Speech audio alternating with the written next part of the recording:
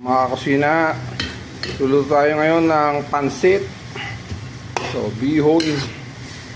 Order sa ating pansit ngayon.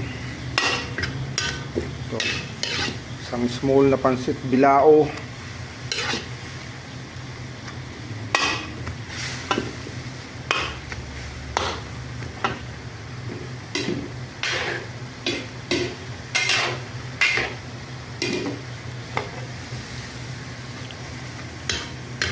Mga kusina, nakikita nyo po, malapit na maluto yan. Dali na naman pong lutuin ang pansit. Isang bilaong pansit, yun po ang order sa atin ngayon, mga kusina.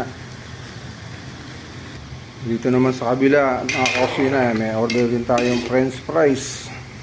Yan. Yan, ito gusto ng mga bata to, french fries. Yan.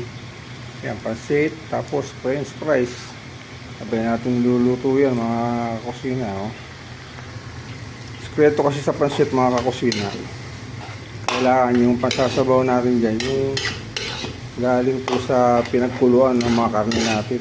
Yan, masarap po yan. Mga pinagkuluan ng mga baboy, pinagkuluan ng mga seafoods, yan, pwede po.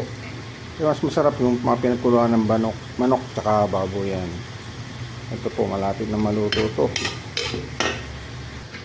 Ito po mga kaibigan, mga kitchen, ang order sa ating bilaong pansit, oh, overload po yan. Salamat po sa pagsubaybay nyo sa panonood sa page natin, sa Facebook, sa YouTube. God bless you po. Bye bye.